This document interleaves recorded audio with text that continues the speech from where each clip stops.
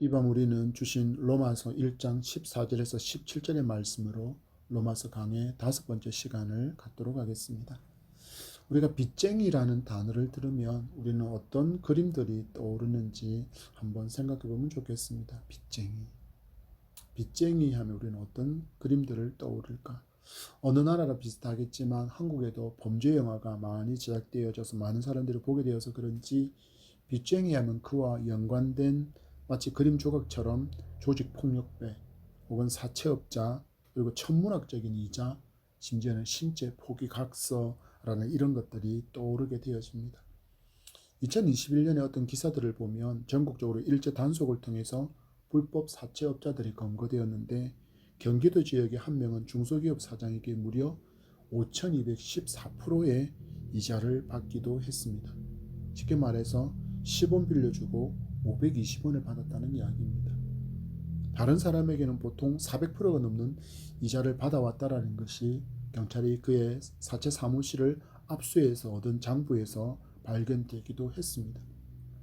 이 시점에 부산에서 또 영세업자와 청년층에게 적은 돈이라고 할 수 있는 10만 원에서 50만 원의 소액 대출을 내주고 무려 이자를 4,000%나 되는 이자를 받아서 243명의 사람에게서 2억 5천만 원이라는 부당 수익을 챙긴 그런 사채업자도 있었습니다. 살아가면서 어찌할 수 없는 상황에 대출을 받으려고 해도 은행도 저축은행도 우리 주변에 있는 새마을 금고에서도 대출이 안 되는 사람들은 결국 울며 겨자 먹기식으로 불법 대출업체에 문을 두드렸다가 이처럼 억울하고 심각한 피해를 보게 되었습니다. 한국교회도 코로나 3년을 지나면서 재정적으로 심각한 어려움에 도달해 있습니다. 방역을 이유로 예배를 드리지 않으니 심각할 정도로 성도들의 숫자가 줄어들었는데 코로나 사태 이전에 70% 정도의 출석률만 지금 유지하고 있다라는 게 대부분의 통계 자료입니다. 여기에 대해서 비대면 예배로 전환한 후에 성도들의 재정적인 헌신과 충성도 현격하게 줄어들었습니다. 코로나 이전에 교회가 은행에서 대출을 받은 상태라면 교회가 문을 닫아야 할 정도로 아주 심각한 재정적인 어려움들을 겪고 있습니다. 이 목회자들의 하소연을 들어보면 은행은 절대로 손해보는 장사를 안 하기에 칼로 베듯이 조금이라도 이자 상환이나 원금 상환이 늦어지면 곧장 법적 제재로 이어지게 만든다는 전화를 끊임없이 받고 있어서 정신적으로 너무 많은 스트레스를 받고 있다고 이야기하는 목회자들의 하소연을 듣습니다. 다른 사람에게 빚을 진 사람들은 이자 날짜나 그리고 빌린 그 원금을 갚아야 되는 날짜가 다가오면 그들의 표현을 빌자면 피가 마른다라고 그렇게 말합니다. 이 마음이 우리는 빚진 자의 마음이라고 할 수 있겠습니다. 빚을 갚아야 되는데 이자를 갚아야 되는데 내 수중에는 이 빚과 이자를 갚아낼 수 있는 어떤 돈도 없을 그때 그 전화를 받는 것 자체 내 핸드폰에 누구누구 은행에 누구누구라고 하는 그 전화가 뜬다면 정말 피가 마를 것이다 라고 그들은 이야기합니다. 오늘 우리는 또 다른 의미로 빚진 자의 마음으로 살아가는 한 사람 사도 바울을 만납니다. 그는 자신을 내가 빚진 자라고 표현합니다. 그렇다면 사도 바울이 말하는 빚은 어떤 빚이고 누구에게 그런 빚이 있는지를 우리는 말씀 가운데 발견하고 그를 통해서 우리에게 주시는 하나님의 교훈과 위로가 무엇인지를 발견하는 풍성한 말씀의 은혜가 있기를 축복합니다. 주신 14절의 말씀입니다. 헬라인이나 야만인이나 지혜 있는 자나 어리석은 자에게 다 내가 빚진 자라. 아멘. 14절의 말씀을 보십시오. 사도 바울이 빚진 사람이라고 말하는 사람들이 등장하고 있습니다. 먼저는 헬라인이 언급되고 있습니다. 그리고 야만인도 나오고 다음으로는 지혜 있는 자와 어리석은 자가 등장하고 있습니다. 이들은 과연 누구를 말하는지 함께 살펴보겠습니다. 앞에서 계속 살펴본 것처럼 사도 바울은 로마 교회의 성도를 한 번도 만난 적도 그들을 목회한 적도 없습니다. 쉽게 말해서 그들과 금전적인 관계로 엮일 수 있는 상황이 없다라는 것입니다. 그런데 사도 바울은 말합니다. 헬라인에게도 나는 빚을 진 사람이다. 여기에서 사도 바울이 말하는 빚은 재정적인 것, 곧 돈에 관한 빚이 아니라 마음의 빚을 의미하는 것입니다. 그렇다면 과연 사도 바울은 어떤 마음의 빚을 지고 있을까요? 주님께서 헬라인을 뜨겁게 사랑하셔서 그들을 살리기 원하신다는 그 복음을 듣지 못한 자들에게 복음을 들려주어야 한다는 그 마음의 빚을 의미하는 것입니다. 두 번째로 야만인이 등장합니다. 여기 등장하는 이 야만인은 언어적인 표현으로 해석을 해보면 헬라어를 사용하지 않는 사람들을 의미합니다. 헬라어권 밖에서 살아가는 사람을 의미하는 것입니다. 그리고 또 어떤 사람이 등장합니까? 지혜 있는 자나 어리석은 자에게 나는 빚졌다라고 기록하고 있습니다. 여기에 등장하는 헬라인과 헬라어를 배우지 못한 사람, 헬라어를 사용하지 않은 사람, 그리고 지혜로운 자, 어리석은 자 모두는 결국 그리스도의 복음을 듣지 못한 모든 사람을 지금 의미하는 것입니다. 바울은 복음이신 예수밖에 있는 모든 사람에게 빚이 있는 존재라고 말하는 것입니다. 그렇다면 바울은 왜 이런 마음을 가지게 되었을까요? 사도행전에 보면 바울은 스데반 집사를 죽이는 일에 앞장던 사람이고 또 다메섹 지역의 성도들까지 죽이려고 대제사장으로부터 공문서를 받아서 다메섹으로 향하고 있었습니다. 그러다가 음성과 빛으로 말씀과 빛으로 임하신 그리스도를 만나게 되었고 이방인에게 복음을 전하는 그릇으로 부름을 받게 되었는데 이 복음이 예수와 원수처럼 살았던 자신과 모든 사람에게 임한 은혜인 것을 이렇게 표현하고 있는 것입니다. 그의 영적인 아들인 디모데에게 보낸 목회 서신에서도 이 마음이 드러납니다. 디모데후서 4장 2절 말씀에 너는 말씀을 전파하라. 때를 얻든지 못 얻든지 항상 힘쓰라. 범사의 오래 참음과 가르침으로 경책하며 경계하며 고나라. 아멘. 그는 또 고린도 교회 성도들에게 보낸 편지에서도 이 마음을 표현하고 있습니다. 고린도전서 9장 16절 말씀에 내가 복음을 전할지라도 자랑할 것이 없으면 내가 부득불할 일임이라. 내가 복음을 전하지 아니하면 내게 화가 있을 것이로다. 아멘. 사도 바울은 이야기합니다. 내가 복음을 전하지 않으면 내게 화가 있을 것이다. 바울은 14절을 통해서 하나님의 복음의 은혜가 모든 사람에게 열려 있다라고 말해 주었습니다.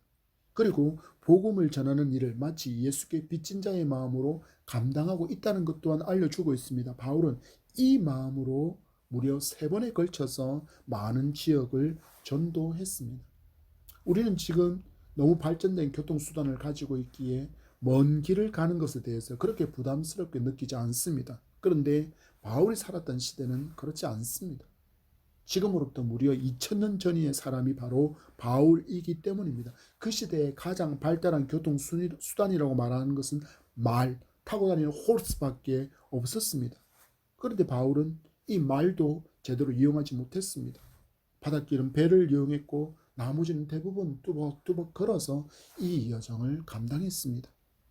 바울이 3번에 걸친 여정의 총 길이를 연구한 조셉 홀츠너라는 학자에 따르면 첫 번째 여행은 무려 왕복 1000km에 이르렀고 그리고 두 번째 여행은 왕복 1926km 그리고 세 번째 여행은 무려 왕복 1700km에 이르는 이 모든 것들을 합하면 대략적으로 무려 4700km에 이르는 그런 길고 험난한 복음 여정이었다라고 그렇게 이 학자는 이야기합니다.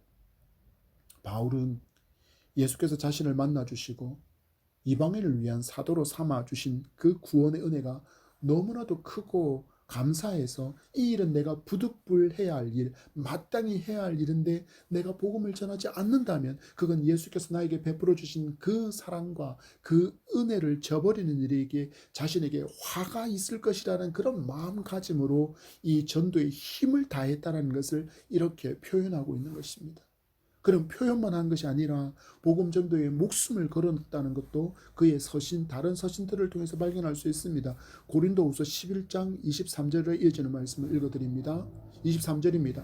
그들이 그리스도의 일꾼이냐 정신없는 말을 하거니와 나는 더욱 그러하도다. 내가 수고를 넘치도록 하고 옥에 갇히기도 더 많이 하고 매도 수 없이 맞고 여러 번 죽을 뻔하였으니 유대인들에게 40에서 하나 감한매를 5번 맞았으며 3번 태장으로 맞고 1번 돌로 맞고 3번 파선하고 일주일을 깊은 바다에서 지냈으며 여러 번 여행하면서 강의 위험과 강도의 위험과 동족의 위험과 이방인의 위험과 시내의 위험과 광야의 위험과 바다의 위험과 거짓 형제주의 위험을 당하고 또 수고하고 애쓰고 여러 번 자지 못하고 줄이며 목마르고 여러 번 굶고 춥고 헐벗었노라. 이 외에 일은 고사하고 아직도 날마다 내 속에 눌리는 일이 있으니 곧 모든 교회를 위하여 염려하는 것이라. 아멘. 사도 바울은 복음을 전하기 위해서 이처럼 우리가 말로 할 수 없는 어마어마한 고난을 인내하면서 이 복음의 여정을 이어갔습니다. 여러분은 복음 전도에 대해서 어떤 마음을 가지고 있습니까?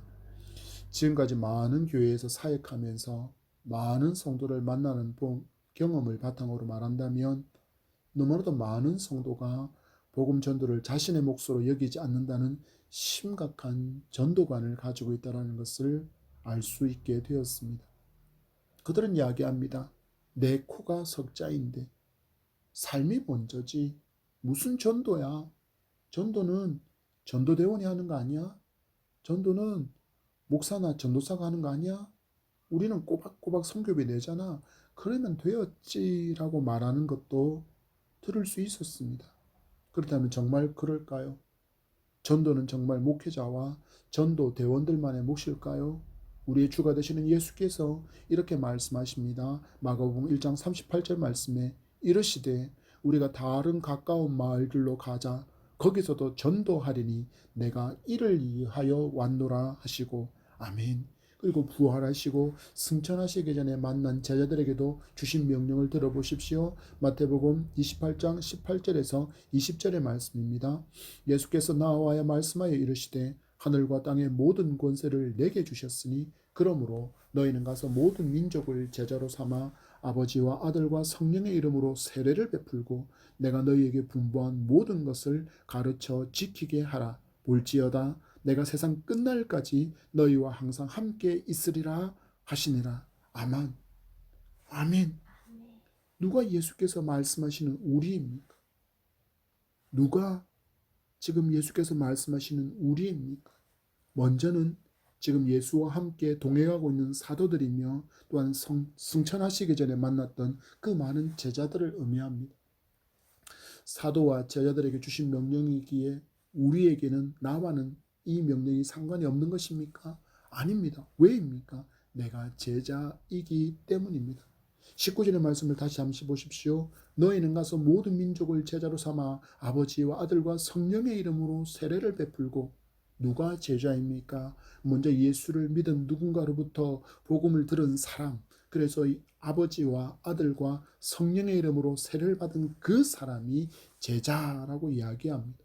다시 질문합니다. 여러분은 예수 그리스도의 전도 명령에서 예외된 사람입니까? 그렇게 생각하십니까? 아닙니다.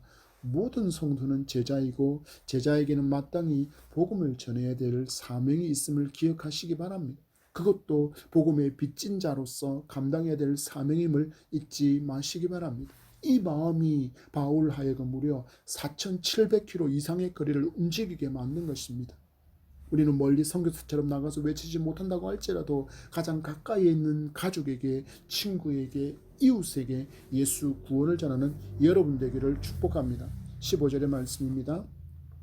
그러므로 나는 할 수 있는 대로 로마에 있는 너희에게도 복음 전하기를 원하노라. 아멘. 앞에서 계속 말하고 있는 로마 성도를 사랑하는 마음이 여기에 또 등장합니다. 지금 로마 교회 형편이 어떻습니까? 이 로마 교회는 목자 없는 양과 같은 상황입니다. 그들을 잘 품어주고 바른 복음을 가르치고 바른 복음을 전해줄 수 있는 그런 사도들이 제자들이 그들에게 없었다라는 것입니다.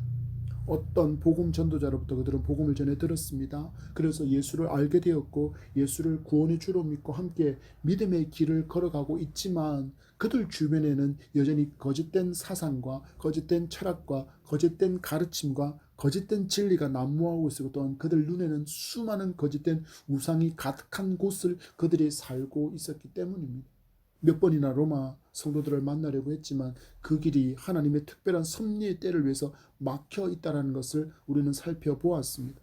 얼마나 사도 바울의 마음이 안타까웠을까요? 내가 너희들에게 몇 번이나 가고 싶었는데 몇 번이나 가고 싶었는데 몇 번이나 가고 싶었는데 길이 막혔다.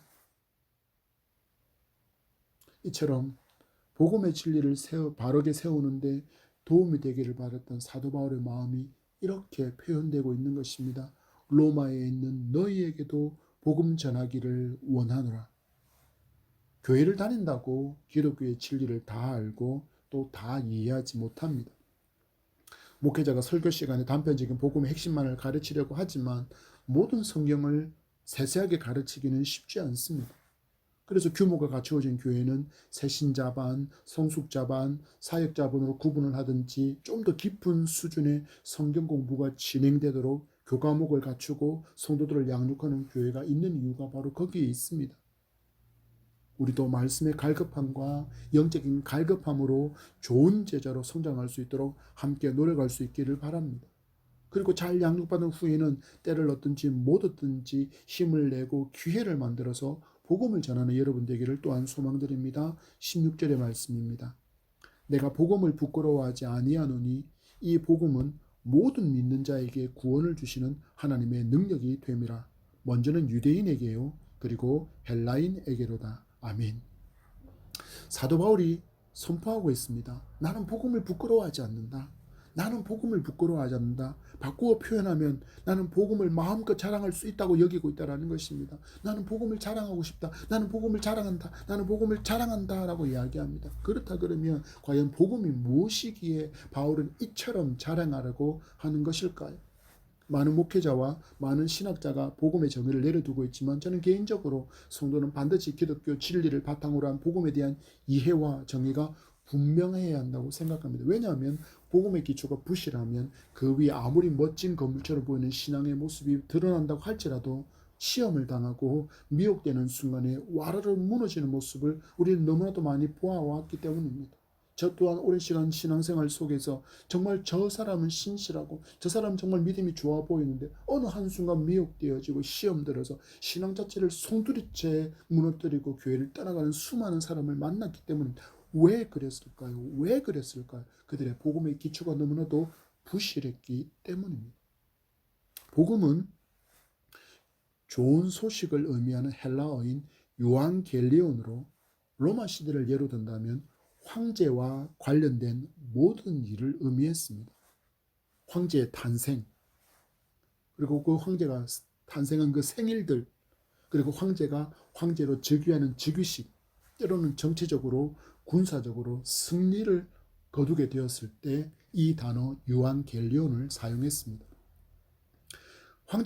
황제와 관련된 날이 되어지는 날에는 전령관이라는 직위를 가진 사람이 말을 타고 여러 마을을 돌아다니면서 외쳤습니다. 여기에 요한겔리온이 있다. 여기에 복음이 있다. 여기에 복음이 있다. 여기에 좋은 소식이 있다라고 여기에 요한겔리온이 있다라고 선포하면 많은 마을 사람들이 모여들어서 그가 외치는 그 요한겔리온, 황제에 관련된 소식을 그들이 들을 수 있었습니다. 기독교 신앙에서 좋은 소식 요한겔리온은 바로 온 우주의 왕이신 예수께 관련된 소식을 의미합니다. 그래서 복음은 이렇게 정의할 수 있겠습니다. 하나님의 은혜로 하나님의 독생자이신 예수께서 인간의 죄값을 대신 치러주셨으므로 누구든지 예수를 구주로 믿으면 죄 사함을 받아 구원을 얻는다는 기쁜 소식이 바로 복음이라는 것입니다. 죄로 신음하며 죽음의 공포로 절망하는 인간에게 임한 가장 놀라운 소식입니다. 심판과 죽음이 구원과 영생으로 바뀌는 기적의 길이 사람에게 열린 것이 바로 복음이기 때문입니다. 바울 자신에게도 일어난 놀라운 일이기에 바울은 이 놀라운 복음을 자랑스러워한다라고 이야기하고 있습니다. 그리고 그는 복음을 이렇게 소개하고 있습니다. 16절 중간 부분에 보면 이 복음은 모든 믿는 자에게 구원을 주시는 하나님의 능력이 됨이라. 먼저는 유대인에게요. 그리고 헬라인에게로다. 아멘. 모든 믿는 자에게 구원을 주시는 하나님의 능력이 된다라고 이야기합니다. 로마서 1장을 통해서 사도 바울은 복음을 이렇게 정의해 나가는 모습을 발견할 수 있습니다. 먼저 2절을 보면 말씀을 통해서 복음을 아들에 관하여 성경에 미리 약속된 것이라고 그렇게 정의하고 있습니다. 복음이 무엇인가? 아들에 관하여 성경에 미리 약속한 것이 바로 복음이다. 그리고 그 복음의 내용에 대해서는 17절에 우리가 읽지는 않았지만 17절에 하나님의 의라고 표현하고 있습니다. 그리고 그 복음의 능력은 우리가 읽었던 16절의 말씀을 보면 하나님의 능력이 곧 복음이라고 규정하고 있습니다. 그리고 이 복음의 결과가 무엇입니까? 16절에 있는 우리의 구원이 바로 그 복음의 결과이고 이 복음의 효능은 믿음으로 믿음에 이르게 되어지는 성화라고 그렇게 17절에서 이야기하고 있습니다. 바로 독생자 예수 그리스도가 복음의 내용이고 열쇠며 모든 것이라고 선포하고 있는 것입니다. 그래서 예수가 없으면 복음도 없고 의미도 없는 것입니다. 그러므로 예수가 들어있지 않는 설교 그리고 예수가 전해지지 않는 전도는 복음의 본질에서 아주 많이 벗어나 있는 것입니다. 복음에 대해서 말하고 복음을 위해서 일하는 모든 사람은 반드시 이 진리를 그래서 기억해야만 합니다. 또한 많은 목회자와 많은 성도가 오해하지 말아야 할 것이 있다면 바로 부흥하는 교회의 어떤 공로가 목사에게 있거나 열심히 충성하는 성도에게 있는 것처럼 여기거나 소개하지 않아야 한다는 것입니다. 많은 사람들이 이야기합니다. 이만큼 규모 5,000명, 10,000명이 들어가는 교회를 이 사람이 이렇게 이루었네. 저 목회자가 대단한가 봐. 그렇게 하는 순간 이 복음은 색깔을 잃어버릴 수밖에 없다라는 것을 오늘 사도 바울은 우리에게 이야기합니다. 오직 교회의 부흥은 하나님의 능력이라는 사실들을 알아야 합니다. 인간의 어떤 능력도 의도 복음에는 들어있지 않습니다. 그러므로 복음을 전하는 사도 바울은 자랑할 것이 전혀 없다라고 고백하는 것입니다. 즉 사람의 능력으로 복음의 역사가 일어나는 것이 아니라 복음 자체에 살아있는 하나님의 능력과 생명력이 있기 때문에 내가 바로 그 복음에 무릎을 꿇게 되었고 내가 예수 이름을 부르게 되었고 그리고 내가 나의 구주로 예수 그리스도를 영접하게 된 것입니다. 그래서 바울은 이야기합니다. 먼저는 유대인에게요 그리고 헬라인에게 이런 일이 일어났다. 이것은 하나님께서 유대인을 통해서 예수 그리스도를 탄생케 하셨고 또 유대인들 가운데 택함을 받은 사도와 제자들을 통해서 복음이 전해지도록 하나님께서 이스라엘 백성을 이방인 나라의 제사장 민족으로 삼아주셨기 때문에 순서상 유대인에게요 헬라인에게라고 그렇게 기록하고 있는 것을 우리는 알아야 됩니다. 그래서 우리 또한 성도는 먼저 복음을 받았기에 복음을 알지 못하는 그 누군가에게 이 복음을 흘려 보내야 될 사명이 있음을 우리에게 알려주는 말씀인 것입니다. 왜냐하면 믿음으로 우리도 아브라함의 자손이 되었기 때문입니다. 로마서 10장 14절에 이렇게 이야기합니다. 그런즉 그들이 믿지 아니하는 일을 어찌 부르리요 듣지 못한 일을 어찌 믿으리요 전파하는 자가 없이 어찌 들으리요. 아멘. 우리가 잠잠히 침묵해서 누군가가 복음을 듣지 못해서 지옥 백성이 된다면 그 책임을 하나님은 우리 손에서 찾으시겠다고 선포하고 있음을 성도는 기억해야 합니다.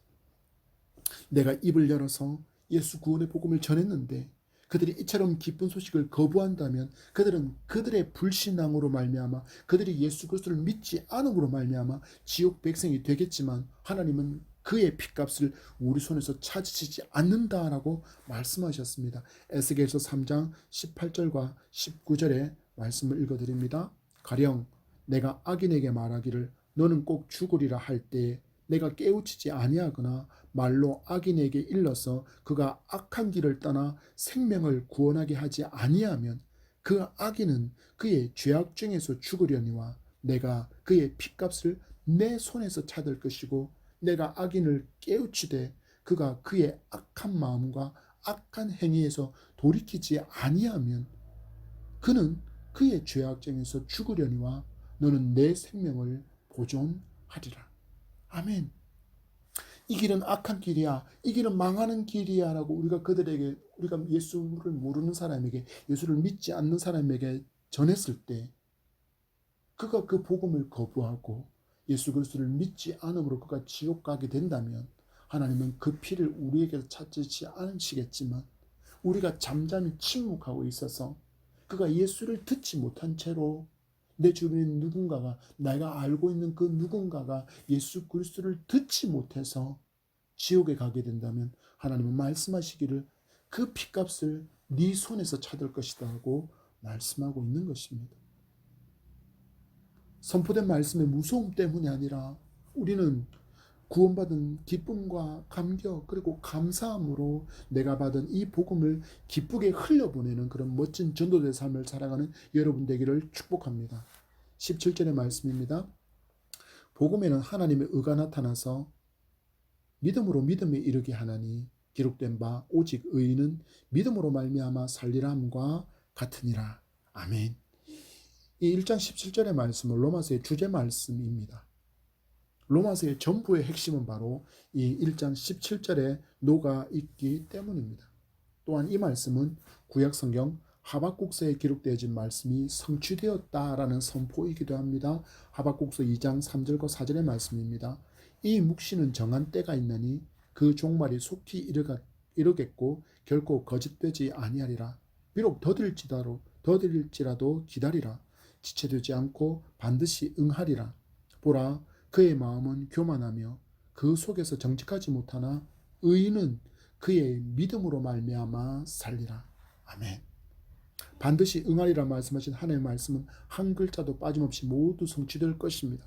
구약에 약속된 말씀이 예수 그리스도로 성취되었고 또 다시 오시리라 약속하신 말씀도 마지막 날에는 반드시 성취될 것이기에 우리는 오늘 하나님의 사람으로 이 기쁜 소식을 외치고 또 외쳐야 하는 것입니다. 말씀에서 우리가 반드시 기억해야 될 진리는 기독교의 구원은 행위로 얻어지는 것이 아니라는 진리입니다. 기독교의 구원은 오직 믿음의 선물로 주어지는 것임을 성도는 기억해야 됩니다. 이것이 은혜이기 때문입니다. 세상의 많은 종교를 보십시오. 믿음보다는 행위가 구원의 기준선이 되어져 있습니다. 그래서 어떤 기준선 이상의 물질을 갖다 바쳐야 구원을 받는다라고 이야기하니 그들이 집 문서, 땅 문서를 그들에게 갖다 바치는 것입니다. 심지어 월급 통장을 그들에게 다 건네주고는 그들 단체에서 얼마의 생활비를 타서 살아가는 이유가 무엇입니까? 또 그들은 얼마나 열심인지 모릅니다. 모든 집회에 빠짐없이 참석합니다. 빠지면 구원의 숫자에서 그들이 미달되어서 빠질 수 있다고 그들은 가르침을 받았기 때문입니다. 그런데 기독교는 아닙니다. 1만 배의 절을 요구하지도 않습니다. 우리가 가끔 부처의 날이 되면 방송에서 티벳이나 그 근처에 있는 다른 나라의 승려들이 부처의 날에 부처상이 있는 장소에 가기 위해서 집을 나서는 순간부터 세 발걸음을 걷다가 온몸을 땅에 엎드려서 일어나는 모습을 반복하는 장면들을 우리가 종종 볼 수 있습니다. 이것을 삼보일배 오체투지라고 부르는데 그들은 생각합니다. 이렇게 하면 내 정성이 부처를 감동케 할 수 있을 것이야 라는 그런 기대를 갖고 그들은 이렇게 수고합니다. 얼마나 힘든 일인지 모릅니다.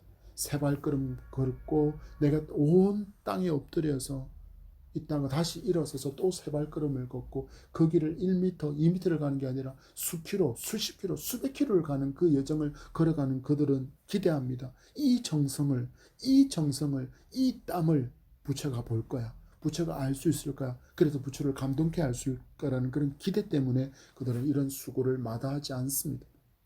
그러나 기독교는 오직 예수 그리스도를 믿는 믿음으로 구원받습니다.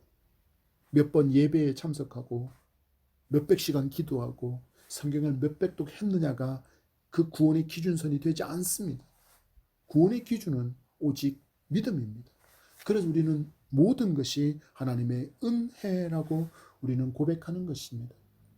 구원의 길이 열리는데 나는 어떤 수고도 헌신도 노력도 심지어 땀 한 방울 흘리지 않았습니다. 그런데 하나님께서 다 열어주셨습니다.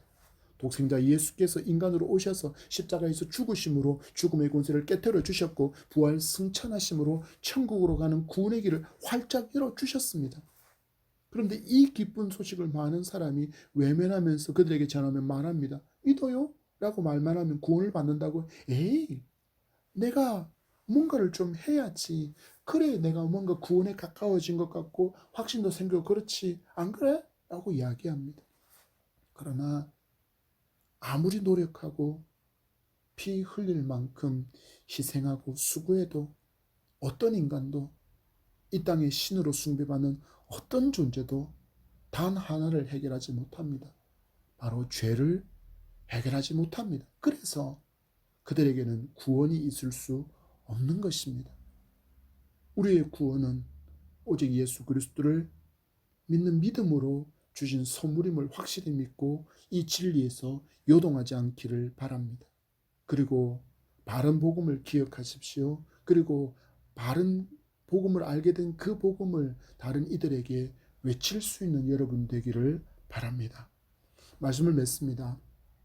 여러분, 우리 주변의 상황을 찬찬히 한번 살펴보시겠습니까? 어떻습니까? 평화입니까? 전쟁의 소리가 끊이지 않습니다. 기근이 넘쳐납니다. 전염병에, 화재에, 자연재해에, 그리고 더 잔혹해진 인간들의 범죄 소식을 우리는 매일매일 듣고 있습니다. 이것은 모두 예수께서 재림하실 때 일어날 것이라고 예언된 말씀이 성취되고 있다는 것을 우리는 발견할 수 있어야 합니다. 하나님께서 그 시간들이 다 차가시는데도 이렇게 기다리시는 이유는 택하신 백성이 복음을 듣고 주께 돌아오기를 기다리고 있을 뿐이라는 사실을 우리는 기억해야 합니다. 어찌해야 합니까? 우리 오늘 눈물로 하늘의 복음의 씨앗을 심을 수 있기를 바랍니다. 그리고 외친 복음과 그 외친 복음 위에 떨어진 여러분의 눈물로 생명의 역사가 일어날 것입니다. 그리고 삶을 통해서 예수 닮음을 드러내 주십시오. 손들은 구원받은 후에 성화의 삶, 예수를 닮아가는 삶이 요구되기 때문입니다. 특별히 너무 많은 피가 흐르는 우크라이나를 위해서도 기도해 주시기 바랍니다. 그리고 러시아 지도자의 강박한 마음이 온유해지도록 기도해 주십시오. 저들 역시 하나님의 백성이기 때문입니다. 특별히 우리 북한 동포 성도들과 주민들을 위해서도 기도해 주시기 바랍니다. 우리 이제 남아있는 주일까지 또 힘차게 믿음으로 살아봅시다. 믿음으로 살려고 몸부림치는 자녀와 함께 하시는 하나님을 날마다 삶 가운데 경험하며 살아가게 되기를 축복합니다.